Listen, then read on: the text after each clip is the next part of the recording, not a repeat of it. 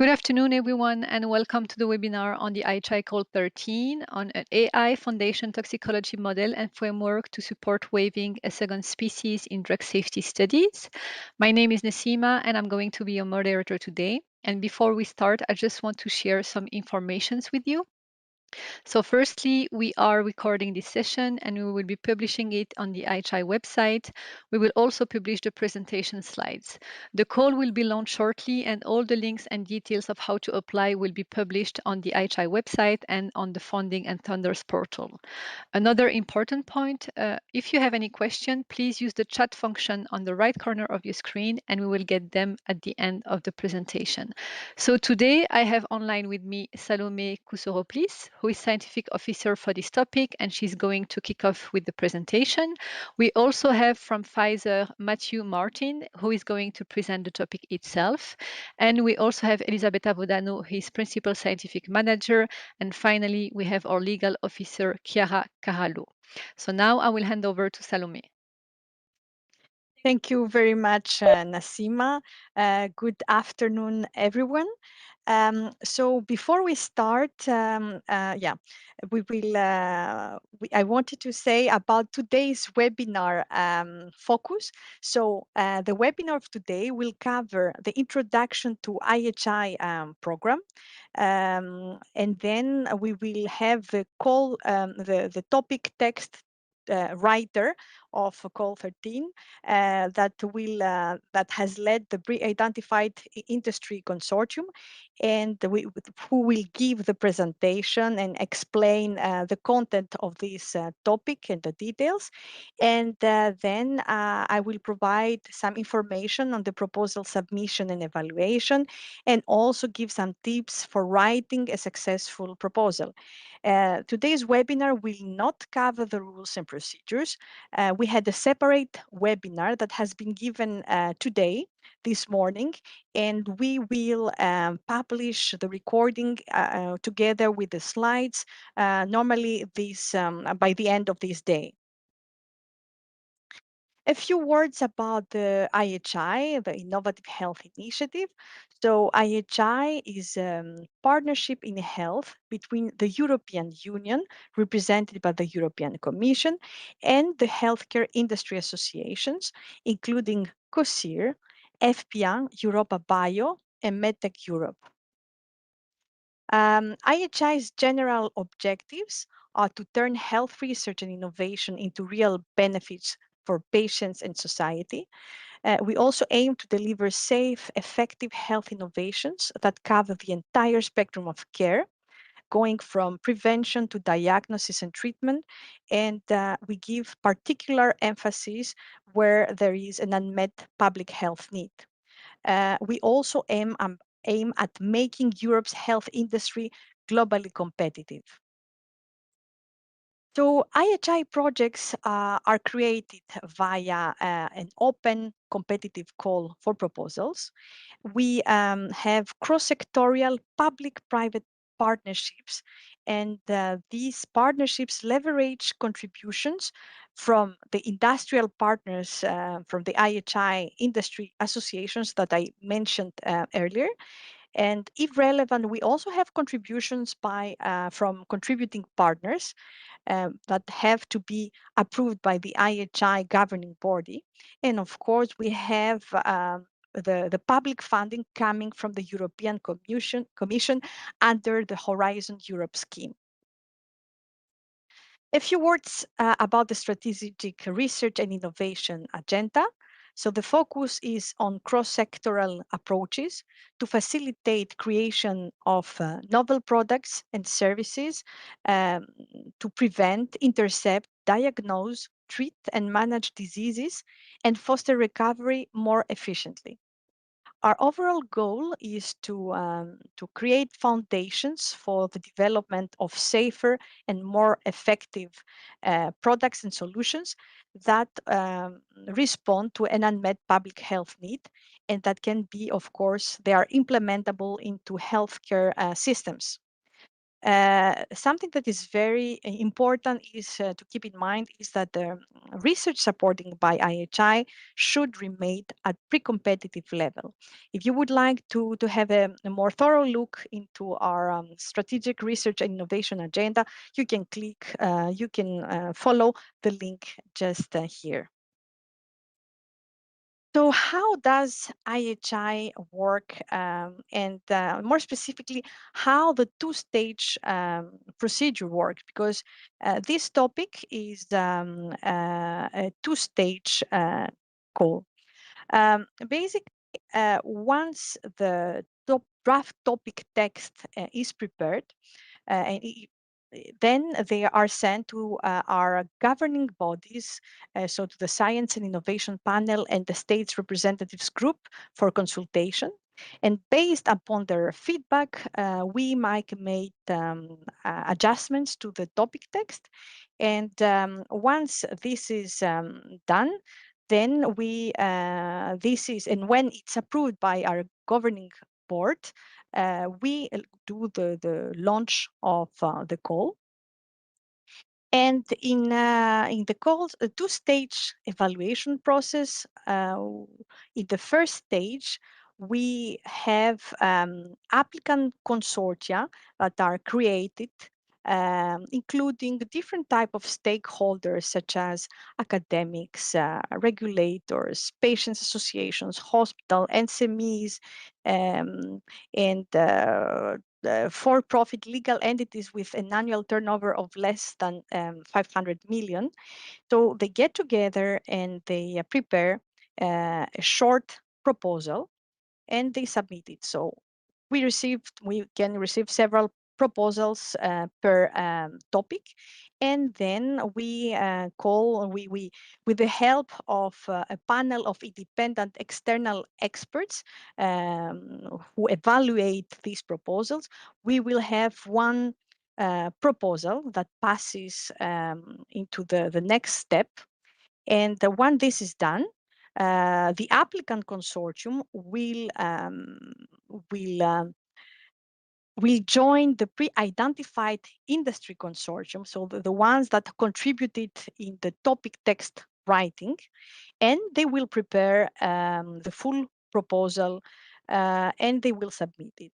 And then we have a second round of the full proposal evaluation, where again, with an independent panel of experts, uh, we will have the evaluation and they will give a go or no go decision. So if they give the go decision, then we will start the grant agreement preparation phase.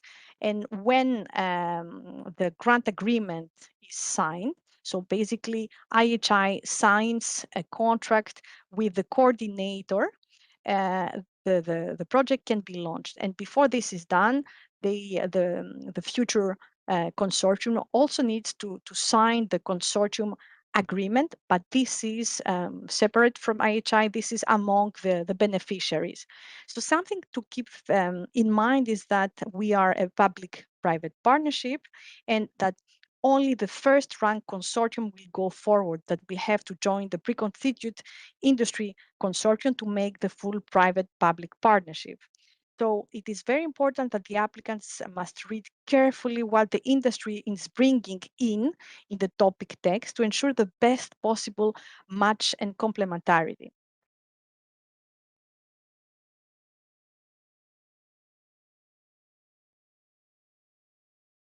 Now I will give the floor to Matt, who is the topic industry topic writer, and who will present the topic text with the objectives, the impacts, expected outcomes, and other more further information about this specific topic. Matt, the floor is yours.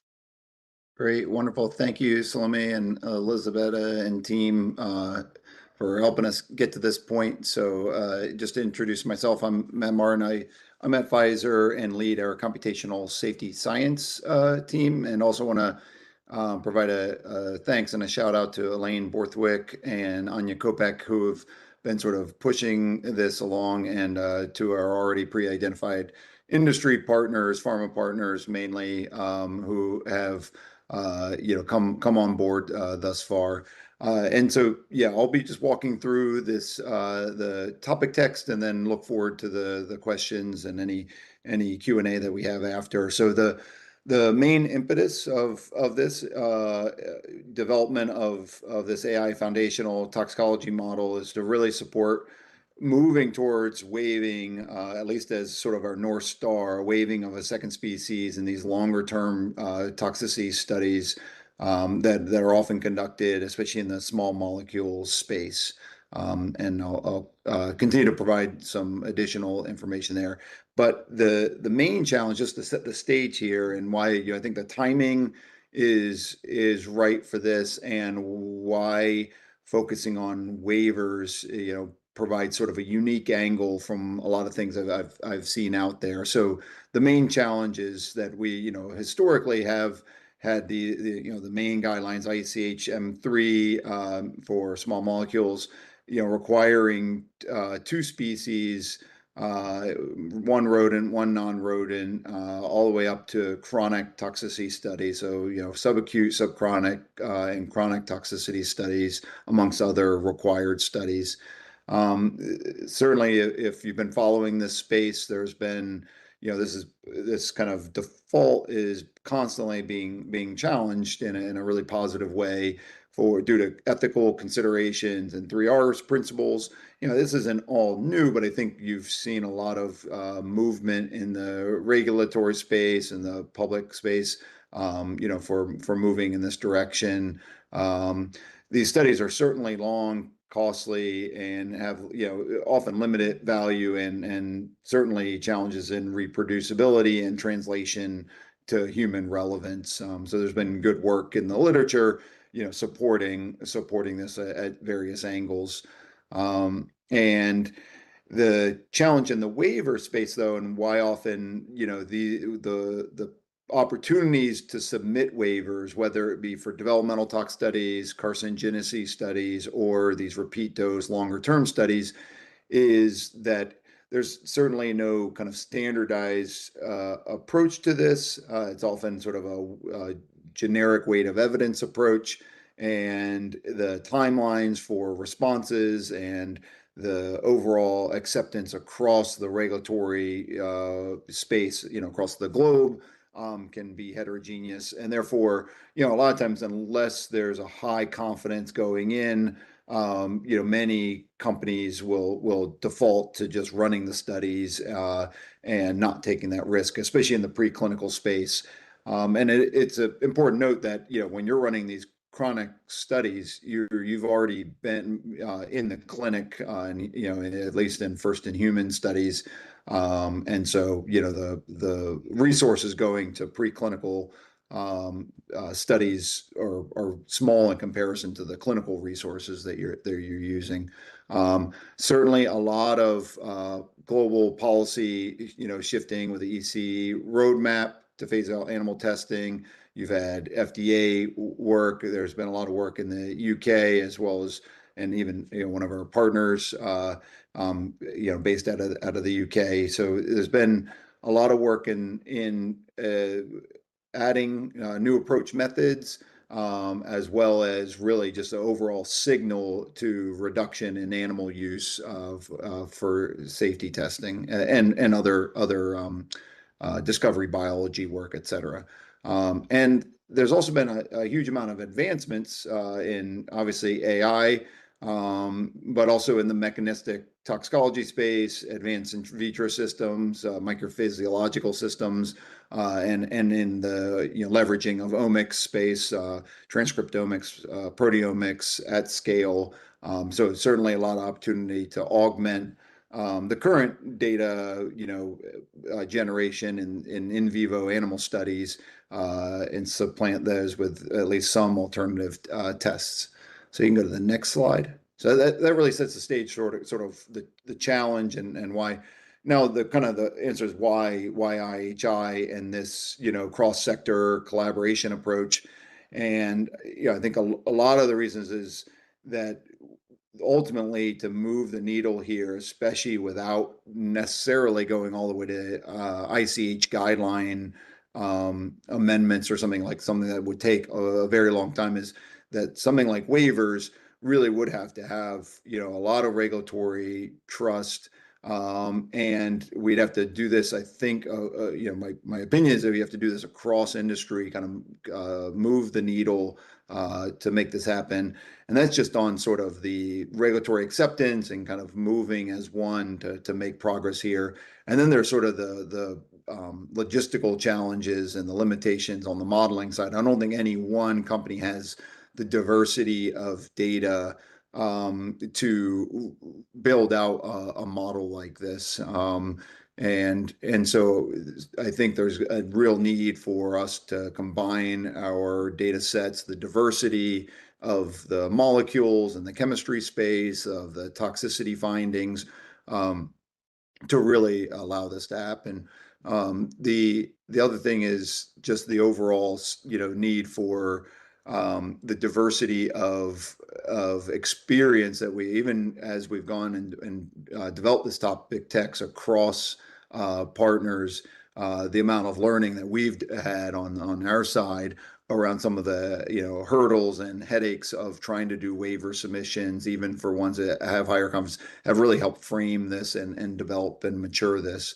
And so, yeah, I think that this is where we need a large swath of pharmaceutical biotech companies, certainly regulatory engagement throughout this, and certainly plans to try to do that regulatory engagement as early as possible. And really the folks in academia and subject matter experts, technology partners that would make this happen, because there's a lot of very fast moving pieces here in the technology space, AI and agentic approaches, generative AI approaches that I think are moving so quickly that we definitely need folks who focus on that and kind of can keep up and bring the best to bear on a project like this. And next slide. All right, so the scope here is really, at the end of the day, you're looking for a data-driven weight of evidence, sort of an empirical approach to doing waivers. I think one piece of that, and it really just is one large piece, it would be this AI-driven foundation toxicology model, and that's sort of, to be frank, it's a loose term in the sense that the actual technology under the hood may not be a true foundation model. There's probably a lot of offshoots of AI modeling approaches that could be explored and taken to make this happen. I think this would be all part of the technology development piece of this. And then I think the only way that we are able to make a model that would be successful would be really having this really robust data set. And there's a lot of things, and some of the biggest hurdles that we'll face in any project like this will be the data sharing part, and exactly what is shared. Are structures shared? Are the mechanisms of action shared? Indication, basically all that metadata that you would want around the drug, as well as exactly what level of detail in the toxicology data sets would be there. And so there's certainly an expectation amongst the parties that toxicology data sets that span both duration and species would be supplied, and there would be sort of the core data set would be getting these anything from a 14-day, 28-day, 90-day to 6-month and beyond type of in vivo toxicology studies in rodent and non-rodent to be the underpinnings of this model, as well as a lot of additional data. Any other data that would potentially have signal to helping get to this main context of use, which is really to predict whether the second species would provide additional safety relevant information.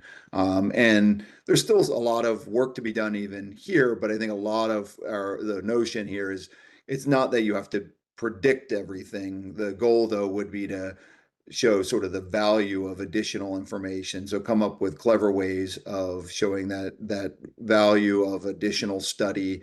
What's the likelihood that's going to give you anything of additional value? And if not, then provide that data-driven empirical evidence for that. And we propose or see various work streams across this. So certainly a lot of work would need to be done in pulling together probably these fairly heterogeneous, some structured toxicity data from databases, some from reports, some mixed, leveraging LLMs and other things to extract the relevant information, and then to select and optimize the AI methods, develop and validate. There's certainly a lot of work that I think that would need to get done or want to get done in sort of a prospective way. So some new, somewhat active programs and testing out the model on those. Another piece is, like I said, this model would only be kind of one piece of the overall weight of evidence framework. So you'd have this, kind of foundation model or this model AI model that would provide sort of that data-driven empirical evidence. And then I think in addition to that, coming up with standardized ways that you would also augment with, literature evidence, target safety assessment information, et cetera, as part of this overall weight of evidence. And then, as mentioned before, a real focus on the regulatory component here, because we can create something really wonderful potentially. And if there's not that regulatory buy-in engagement all along, I don't think this will be received well. So I think we'll definitely want and need to engage all along. And some, really pieces that give me a lot of hope that this type of project can happen at this moment are, these ongoing IHI initiatives that we're involved in. Some of these we're involved in, some not. But things like IMI Big Picture and eTranssafe, eTox and eTransfer are good examples where folks have submitted large amounts of data. Victor is another one in the virtual control space. So not treated animals data, but large contributions of virtual control information that has been pulled together in large database for sharing and methods development, et cetera. Also think these efforts like NC3Rs and ASPIS initiatives are also really important. And I think the NC3R's second species working group is really a nice one that gives me some confidence of moving the technology in this space forward, because they've done some more expert-driven, both retrospective and prospective work that has shown the opportunities to reduce the need for a second species in these longer-term studies. So a lot of hope for some obvious signal there, just in expert-driven approaches. So we'd be trying to build out the more data-driven approach to this.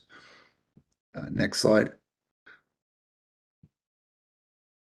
So really in line with the different deliverables and context use, the expected outcomes kind of match this. So one would be this AI model providing these probabilistic predictions on when a second species and if a second species is likely to add safety relevant information, a transparent and standardized overall weight of evidence framework that would incorporate the model output as well as other available and necessary information to round out that weight of evidence argument. Definitely a lot of tools and training and real world implementation and testing would need to get done. So that would be a large component of the outcomes here. And then really building that industry and regulatory confidence.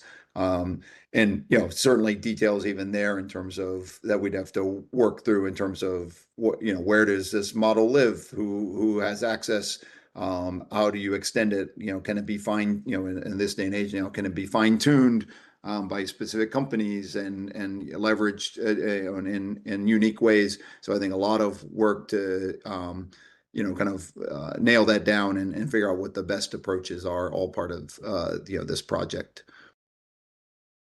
Next slide.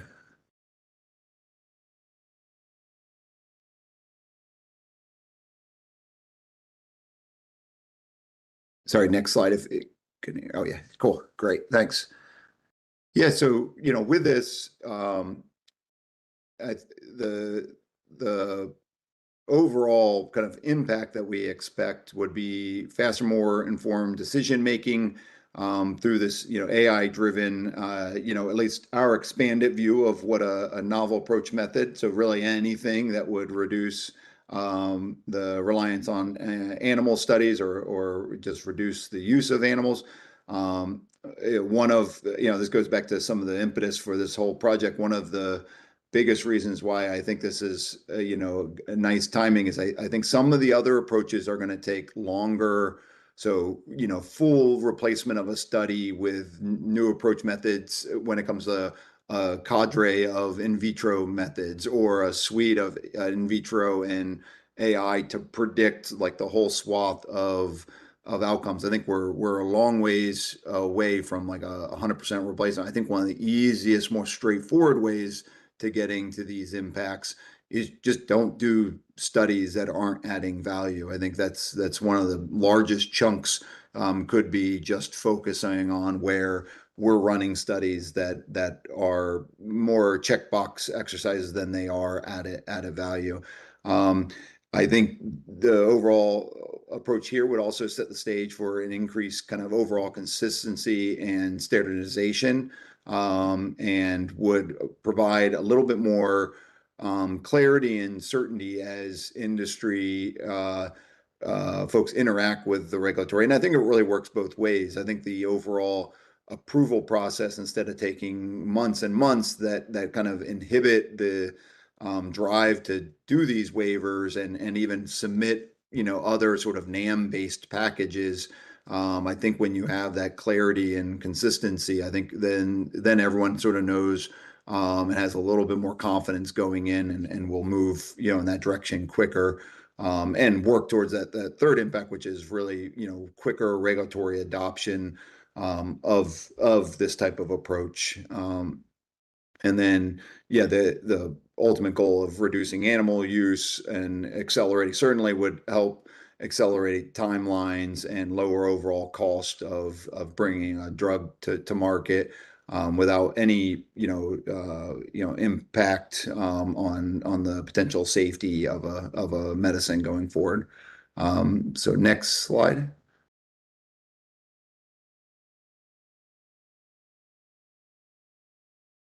Yeah, so far we've the pre-identified industry consortium consists of the companies you see here, AbbVie, Bayer, BMS, Eli Lilly, Gilead, Novartis, Pfizer, and Servier. And the NC3Rs has also agreed to come on as a contributing partner, and I think it's going to be really valuable. As I mentioned, they've already kind of gone down this path of exploring this exact question just in a more, expert sort of, experiential sort of way, which I think is going to be super valuable. The contributions are going to be a mix of toxicology and other, NAM mechanistic data sets, and all the metadata around the drugs that we can get. Certainly come with an immense amount of cDisc-SEND expertise. So for those not familiar, that's essentially the standardized format that this information is submitted to regulatory agencies. That's at least most of the in vivo toxicology study data. So essentially, not only delivering the data, but delivering in a way that would be sort of send ready. And really, what would be nice would be almost like a send plus. So not just base send format, but also additional information that's not always captured in send. AI/ML expertise. A lot of these groups have groups similar to my team, or even more embedded in sort of their computational sciences groups outside of even their drug safety organization. So I think that'll be very valuable. A lot of toxicology and overall regulatory, science, and some experience in doing this in a federated manner, and exactly what that would look like and how that should look like, I think would be all part of developing this. And yeah, and that would include the infrastructure for, an overall federated learning environment, because not all the companies, data will be shared in some perfectly homogeneous way, every molecule having structure and all the same exact metadata. So I think we're gonna have to, come up with technological ways of allowing expanded sharing, while, aligning with, the various partners' needs. And then, yeah, certainly we'll provide leadership in the overall model development and validation. I think one of the big ones there is that validation piece of doing things. I think some of that prospective work will be really valuable. So not just doing it on retrospective programs and data, in sort of a traditional training and testing way, but also doing sort of prospective work, and working towards overall regulatory engagement, which all of these companies have, already strong, regulatory engagement activities. Next slide.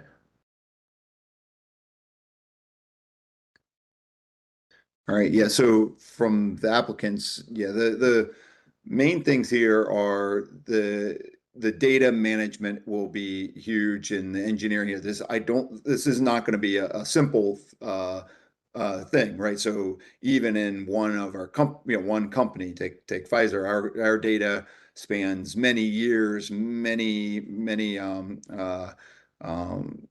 different companies being acquired, and their data being submitted, and us having to try to merge that data in. We have different report formats. And essentially, you can multiply that by the number of companies, and every company probably has a certain level of maturity.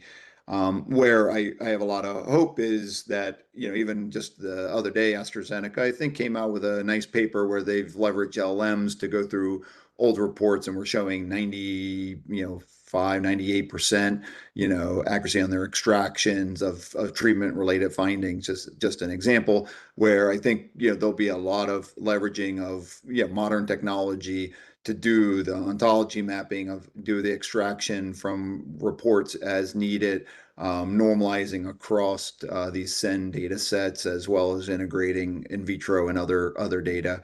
So that'll be, I think, one really key, component of this. And you really have to get that right, to then make the AI ML model development. So this would be, core machine learning approaches, yeah, some of the, more new age large scale models, found, so, leaning towards those, foundation models, or at least integrating with other large models, doing fine tuning, et cetera. So I think a lot of AI ML expertise will be needed. I think one thing maybe a little unique to this would be really coming away with, the answers here aren't, predicting a particular tox endpoint. It's sort of a probabilistic on a value of new information. And so I think folks who have worked in this space, coming up with sort of non-traditional endpoints that you're modeling and thinking of it in a probabilistic way, it will be a huge value. Those who have worked in the regulated space, working with overall compliance and, how to shape weight of evidence decision making in the regulatory community would be a huge advantage. Project management for sure, and having the overall technology infrastructure. And let's see, the last piece here is this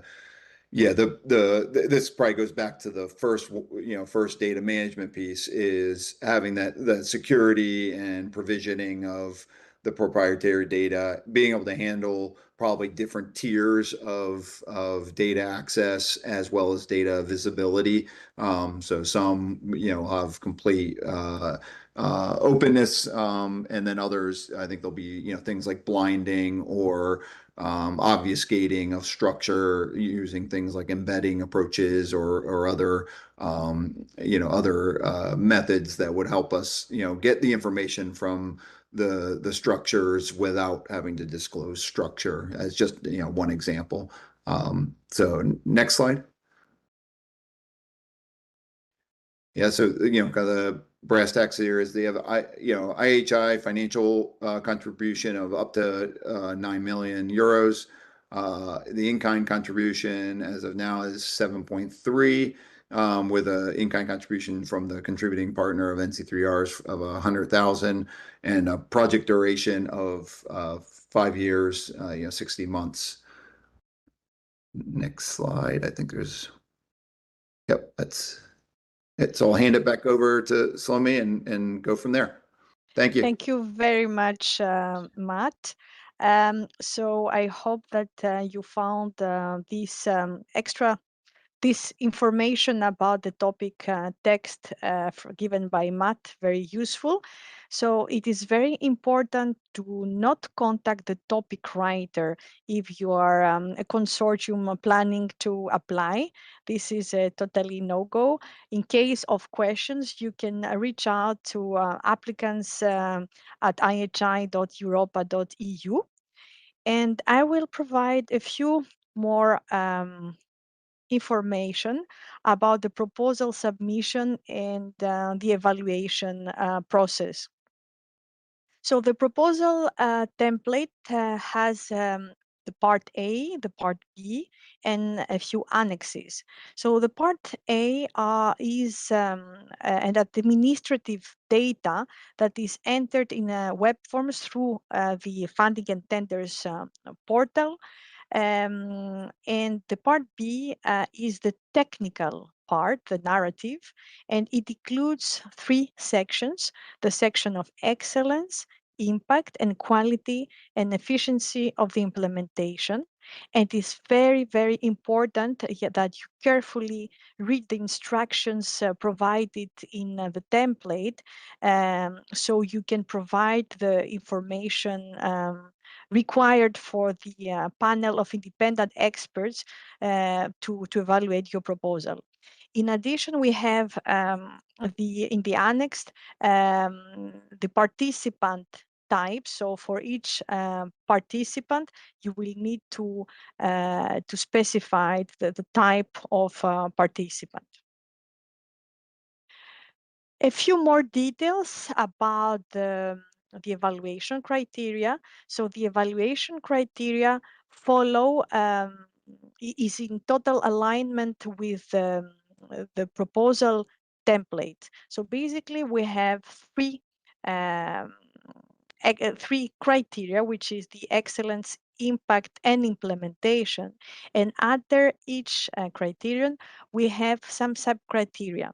So it is very important that in your proposal, you provide sufficient information that directly are relevant to these sub-criteria. So under excellence, the evaluators will check the clarity and pertinence of the project's objectives and the extent to which the proposed work is ambitious and goes beyond the state of the art. And also they will check the soundness of the proposed methodology. Under impact, they will assess the credibility of the pathways to achieve the expected outcomes and impacts specified in the work program, and the likely scale and significance of the contributions due to the project. Then in the final criterion, which is the quality and efficiency of the implementation, there are 2 points assessed. First, the quality and effectiveness of the outline of the work plan, and also the capacity and role of each participant and the extent to which the consortium as a whole brings together the necessary expertise. So it is important that already in this phase, you already consider how you will collaborate with the private part of the consortium, because after all, this is a public-private partnership. A few tips for the applicants. So it is very important that you carefully read all the call relevant material and especially the topic text. So for the moment, the topic text has not, the call has not launched yet, but it will normally take place in the early of July. So for the moment, you can find the draft topic text in the IHI website under the future opportunities. And after the call is launched, we will have the final topic text under open calls, call 13. So it is very important and mindful to start thinking about your consortium early, already now, and you should already think as a public-private partnership. Okay, of course, in the short proposal, the first aim to organize about among the public consortium who will do what, but while you prepare the short proposal, you always need to think about the future possible merge with the private side.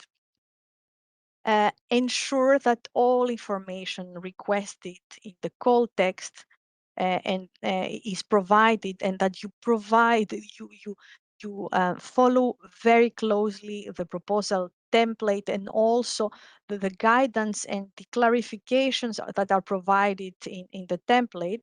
And this is to allow the evaluation experts to assess adequately your proposals against the evaluation criteria. So the proposals are assessed as they are, not as they could be. So the experts are briefed to assess only based upon the information you provide within your proposal. Something quite important is that you please consider a plan for the potential regulatory impact of results. As Matt has pointed out, this is an important part of the specific topic. And you can also, we recommend that you have a look at our guide about the regulatory matters that you can find in our website. Um, a few words about the finding project partners. As we said, you will need to build or join a consortium. So of course, use your networks and that you already have. But there are ways to also find additional ways to look for partners. For example, you can use the funding and tenders partner search tool, and the link here is provided. And you could also get in touch with the IHI national contact point, so you can follow this link where you can see all the IHI contact points and along with their contact details. And of course, you can use you can network on social media, and here there are some examples. I think that that's it from me, and we have reached the end of this presentation. But of course, now it will be the moment for you to ask questions, and hopefully we can provide some replies that are useful. Thank you, Salome. Thank you, Matt, for the presentation. So now, yes, we're going to move to the Q&A session. So I'm going to start with the first question that we had. So regarding the data, what kind of data sets will industry actually precisely contribute? How many compounds from industry are we discussing? Yeah, so I can take that. So the plan is for each of the industry partners to, I mean, it'll probably not be a straight line across, meaning every company will, supply the same amount of data or in the same type of data. But the goal was to have at least 10 to 20 assets per company supplying across both duration and species, as I mentioned. I think one of the advantages with some of the more modern, partly why moving in a, like I said, kind of a generic term, but that or maybe even a little bit of a misnomer, the foundation toxicology sort of modeling approach is that I don't think this has to be a complete matrix of data, right? Where you have to have a rat and a dog and a 14-day and a 28-day and a 90-day.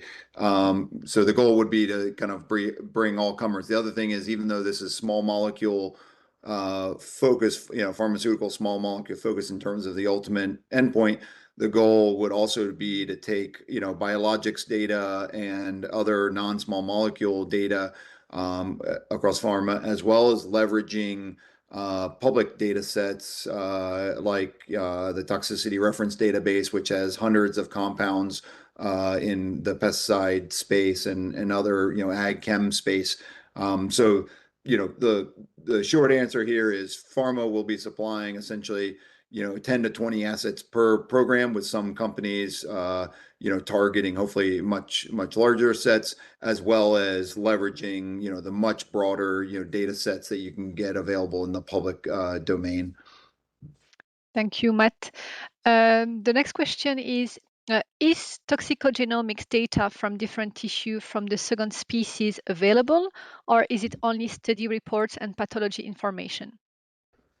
Yeah, so there could be some, I know, at Pfizer, there are, transcriptomic or toxicogenomics data that we generate on some of our early tox studies. I would not say it's reached a critical mass where I suspect that this will be sort of the, a key, input. It certainly will be interesting and worth exploring aspects of that.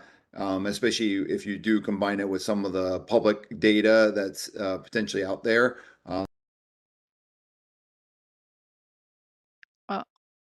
I think we lost Matt. Oh, Yeah, can you hear me? we lost you for a second, Matt. Oh, sorry about Yeah, that. you're Yeah, back. maybe Okay. bad connection. Yeah, but bottom line is I don't think we have the critical mass to make this that sort of like the main thread of evidence, because yeah, every pharmaceutical company does not, and largely does not, generate toxicogenomics data across their GLP studies. Maybe some do in their non-GLP exploratory tox studies. Thank you. The next one is, does the topic allow the generation of animal-free datasets to be used as a training basis for AI/ML models?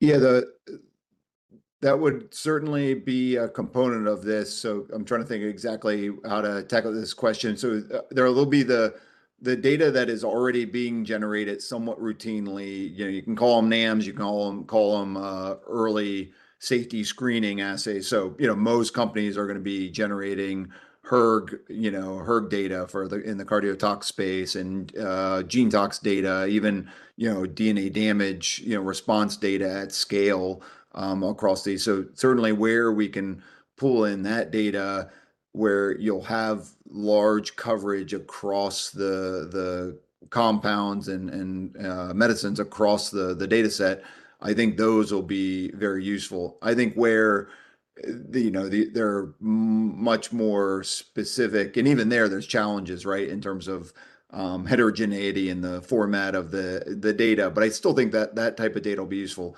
Your MPS systems or more complex readouts that have been done on either case by case or company by company as part of this, I think those will be more challenging to integrate into a model like this, to be frank. But certainly open to ways that we can be clever to incorporate that data into this, because it certainly leans the direction we want to go. Thank you.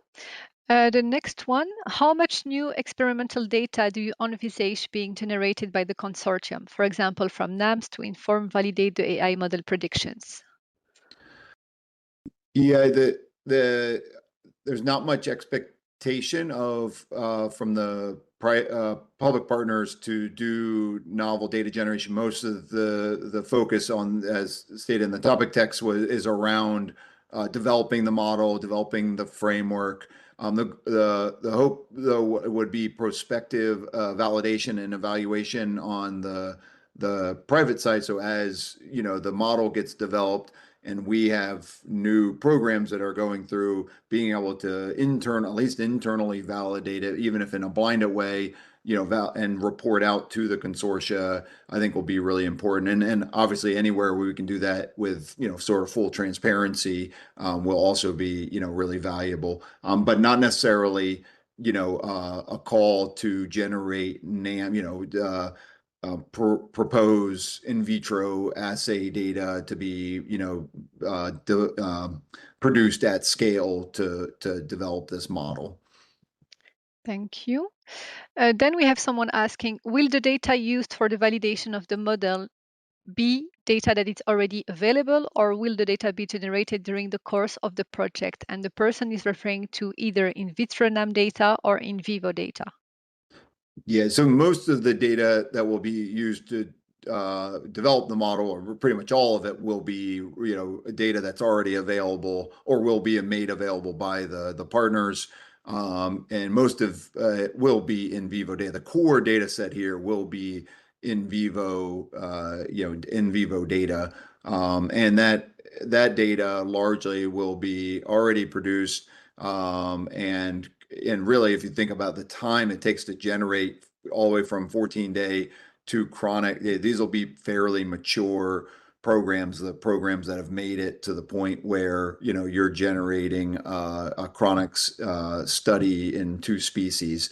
And so, but now there is a goal though to have to do the prospective validation. So that's where, basically just say from the initiation of the project on, as the model gets developed and new programs and new data become available within the partners, the private partners, to do the model evaluation in real time, would be a goal. Thank you, Matt. We move on to the next one. Are human-based in vitro NAM data intended to be included for the foundation model development? Yeah, so certainly, as reiterating what I said before, which is I think where it's done at some level of scale, yes. I think where it is extremely sparse, can certainly be added into the modeling framework and built in. But my suspicion is that, the odds that if just say 2 molecules across all of the data set have a particular thread of evidence, from a in vitro NAM, that the odds of that's going to pick up enough signal to have impact is low. But I think where things have been done, in a somewhat of a screening approach or across large swaths of compounds, I could imagine where that data would be valuable. And we have, had those conversations as, submitting those as part of the overall data package. Thank you. The next one, will new in vitro experimentation using, for example, limbs from different species in combination and using, for instance, omics technology, be included to support the data-driven AI approaches? Yeah, I think still, there's not a call to do, mass data generation across these, whatever the data set is.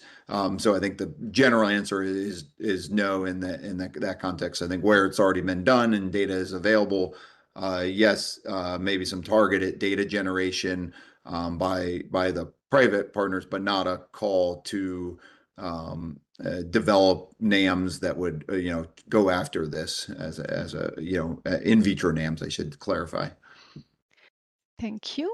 Then, is it your intention to predict human toxicity directly using NAMs and/or pharmacovigilance and clinical databases rather than toxicity in a second animal species?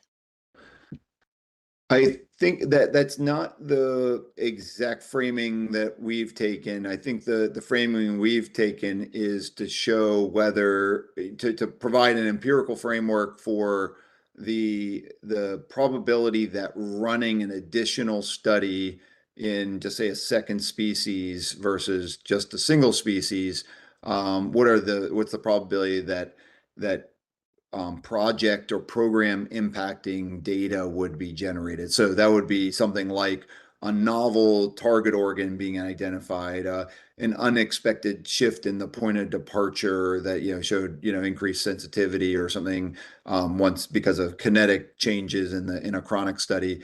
There's all sorts of reasons why potentially going to a chronic study in just say a dog or a monkey could provide valuable and highly relevant information. I think the goal is to show where it's not to predict human toxicity offhand. It's not to take all of this and predict that. Now, human relevant information obviously comes into the overall decision context here, right? So if in that way, certainly, but that's how all of this data is framed in general anyways, in terms of how the risk assessment is done and how this data is leveraged, is trying to bridge that and have human translated toxicity information from these animal studies.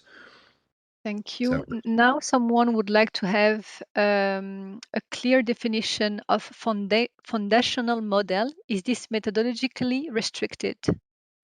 no. So yeah, like I hinted at this before. I think the goal was to frame this as like a foundation model, but really that to me that's like a family, many families of approaches or everything that falls under there.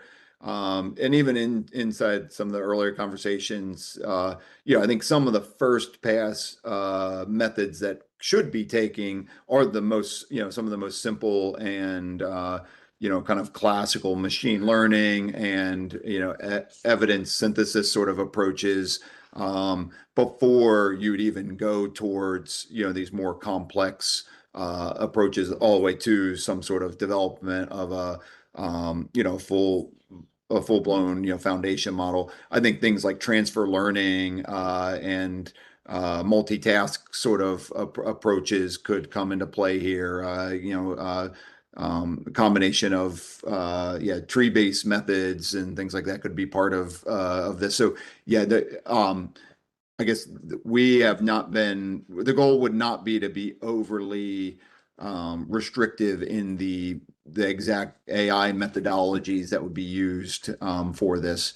And some of that may even be limited based on the amount of data, the heterogeneity of the data, things like that, that would ultimately push us in one direction or another in terms of the exact modeling approach. I'll just point out things like, there, been examples like TX Gemma as an example from Google DeepMind, where they've built out these models. This is to predict mostly in vitro assay data, from therapeutic data commons and things like that. So just as one example of sort of approach in the direction, but certainly many offshoots of that in terms of approaches that could be taken. Mhm. And if I may add here, Matt, in the topic text, we also have a definition of the AI foundation toxicology model for the persons who would like to give a look. Oh, great. Thanks. Yeah. Thank you both. Now the next person would like to know if they should tailor this with any specific disease use cases to show the relevance of the models they develop. No, I don't. I mean, I guess that could be an approach, would be to focus on us in a specific area. I'm trying to think, you'd have something like oncology. I think the overall decision context would certainly be important to take into account in terms of just say oncology program versus non-oncology program. But I think that's more sort of the regulatory risk assessment dynamic there, and less like a model specifically, in a disease area. But I may be not fully understanding the question. Thank you. Then someone is asking, any priority regarding species that you are looking forward to seeing in an applicant? Sorry, can you repeat that? It broke up for me. Any priority regarding species that you are looking forward to seeing in an applicant consortium? Yeah, so certainly from the private partners, the largest bolus, almost definitely will be in rat studies, and then from there, the second species will largely be dog and non-human primate, kind of depending the different programs. But yeah, there's no real preference. If anything, I think where there's a lot of most impact in terms of the animal use would be trying where the evidence supports it, where the data supports it for any given program would be to try to reduce, the non-rodent, the large animal testing in particular. But there's no priority given to like where we're going to focus the model. I think it'll be data driven in that way, both on the model side as well as the data that we're pulling in from the private industry partners. And if I may add, so it is very important that the potential applicants carefully read what is in the topic text, because here the objective of this webinar is not to provide additional information, but just to present the topic text. So when you're talking about the priorities, you should really read the topic text. If they're not priorities mentioned, it means that they are not priorities. So the topic text is the most important. It's the basis on which you will base your proposal. Thank you, Salome. And I just saw that our colleagues Catherine just put the links of the topic text in the chat, so you can click on it. The next one: should we map how we foresee the mapping with the private consortium, or can it be more generally included?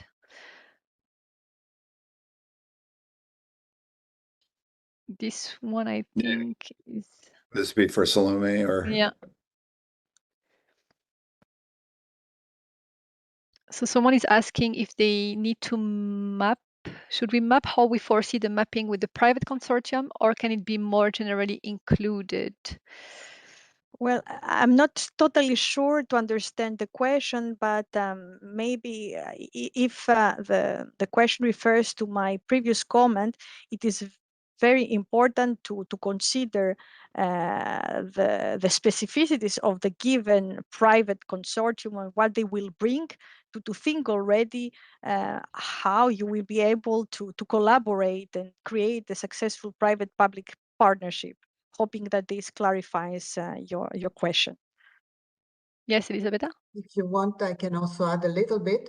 So the point is that what is expected is the competencies and of course and the contribution from the applicant match and complement what the industry consortium is bringing in. So you have to read very carefully what is in the section on the contribution from the private industry consortium. Is not company A, company B, company C, is the global contribution.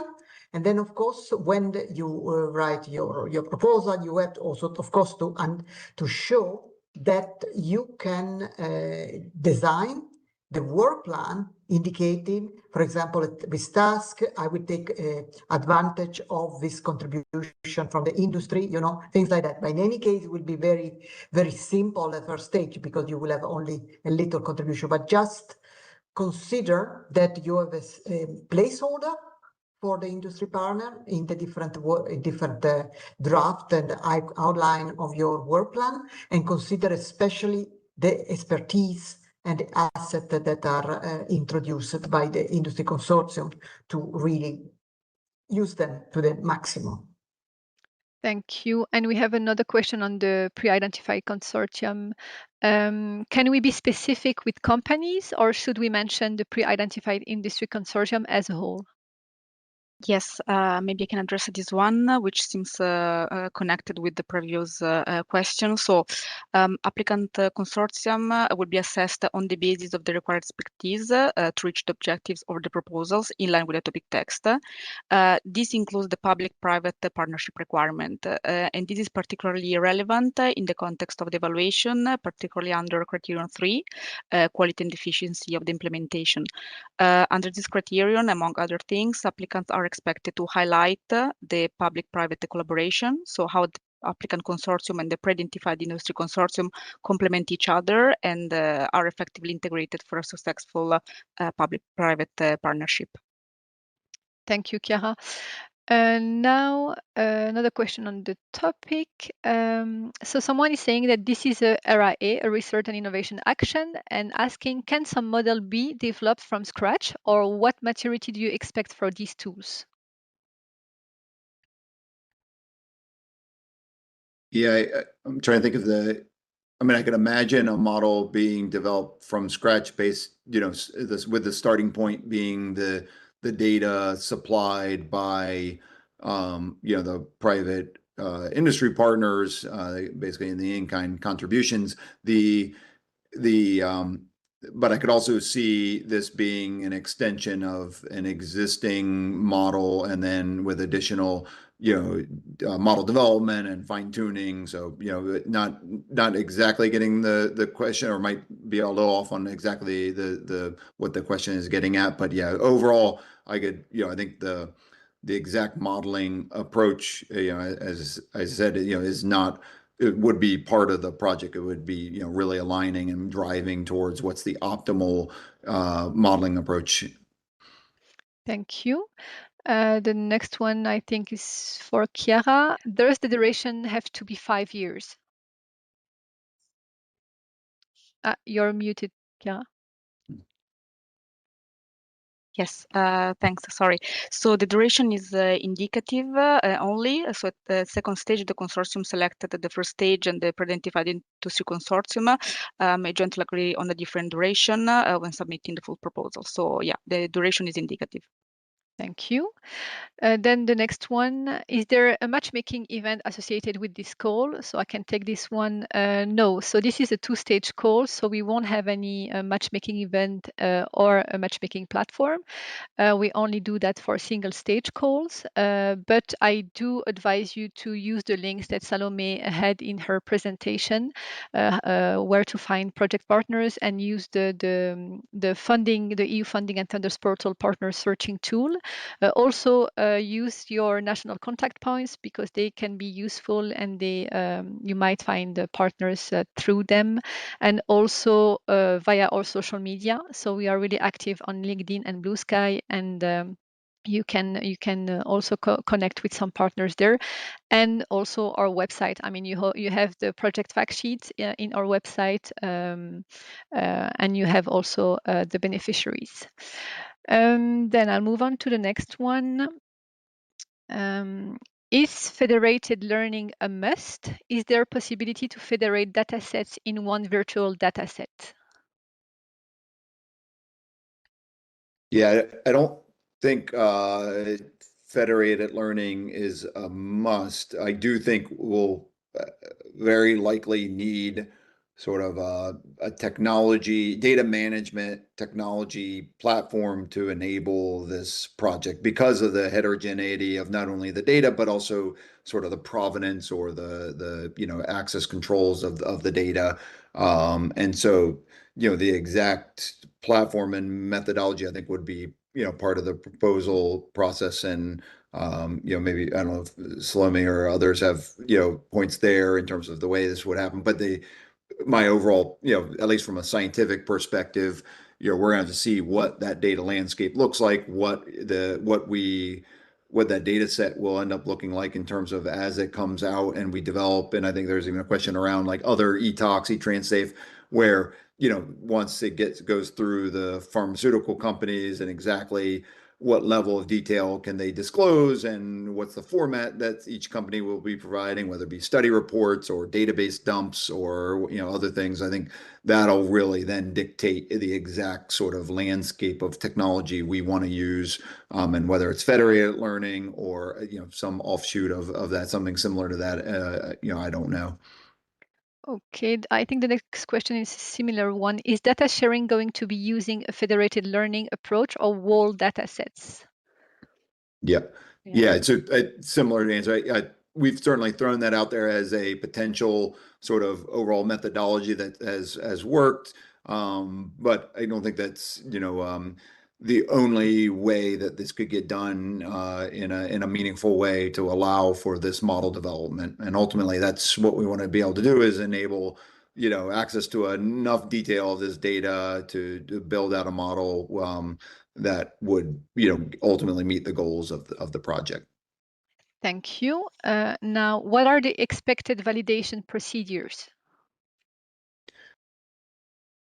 Yeah, so at least at a high level, one, I would say also, again, I think this would be something that would be worked out as part of the, next phases of a project like this, because, I think the devil would be in the details here. But I think largely, we would do a lot of similar things that you would do with any model development, where you'd probably have some holdout data that would serve as your test data, to ensure that you're not overfitting and things like that. And then I think we'd also have that prospective component, which is, okay, once you've done training and testing of some sort, you would then, do kind of real world prospective validation of the model. I think in addition to the model, there's also sort of, the validation of the overall framework that we'd be requesting. So this would include the potential for additional, literature mining capabilities and other things that would, augment this to provide the overall weight of evidence generation for any program. And there, I think the validation is more moving towards kind of that regulatory acceptance of this over as an overall framework or approach. And so I think the validation there is less of a kind of formal modeling approach sort of validation. Thank you. And now someone is asking, are tissue blocks available to the applicants from historic second species studies? And that has not been a plan. It's been brought up, and it's an interesting thing, and it has not been a plan to, provide access to archived material of various sorts, including, blocks for, reevaluation, or even things like tissue, digital imaging, sort of like on my big picture of, leveraging that for the model development process. So, short answer is that has not been in the planning and scoping of this. Thank you. Then, will it be allowed to include budget for establishing and using private computer infrastructures for the consortium, or is it expected that the partners use pre-existing services with the understanding that data has to be shared to third-party servers?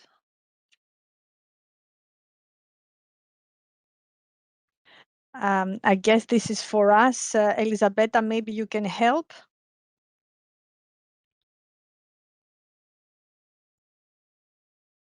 I mean, I can try. It's a little bit of a complex question. So maybe let me also, I mean, it depends if if it's a cost that is necessary for the activity of the project, then it can be justified as an activity, as an eligible cost. So then the applicant can consider this cost. Be careful in any case that the final budget with all the different type of cost will only be requested when there will be a full proposal.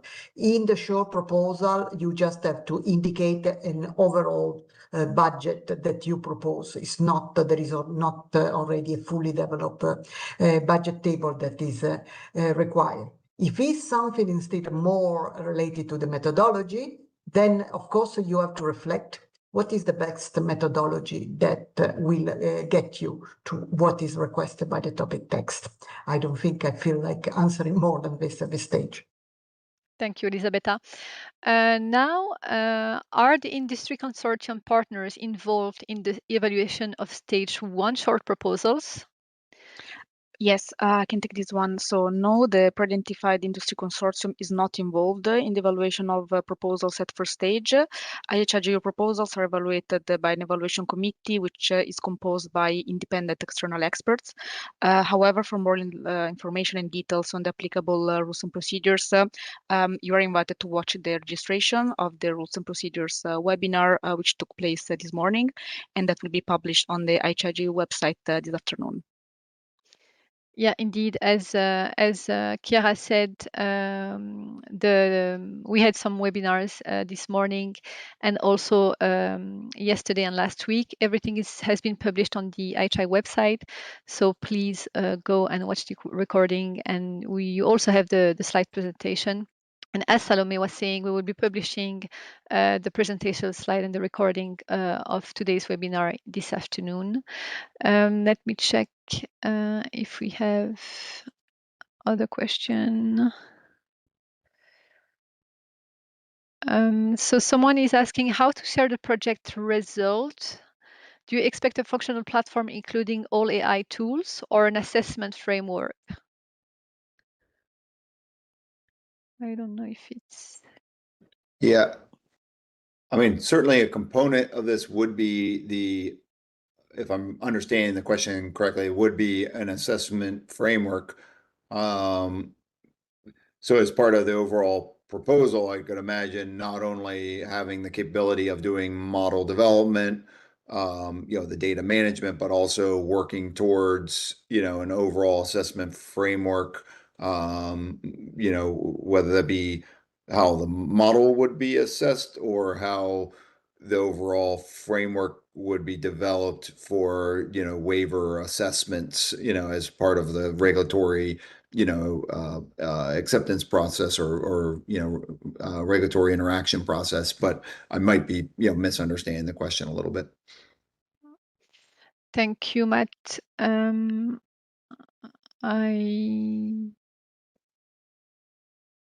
don't see.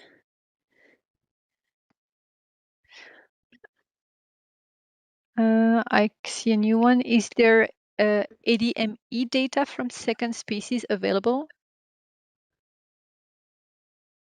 Can you say that? What type of data? It's an acronym ADME. Does it Oh, make... ADME. sorry. Yeah, Yes. ADME. Yeah. Yeah. So actually, good question, because I didn't explicitly say that as an example of additional data.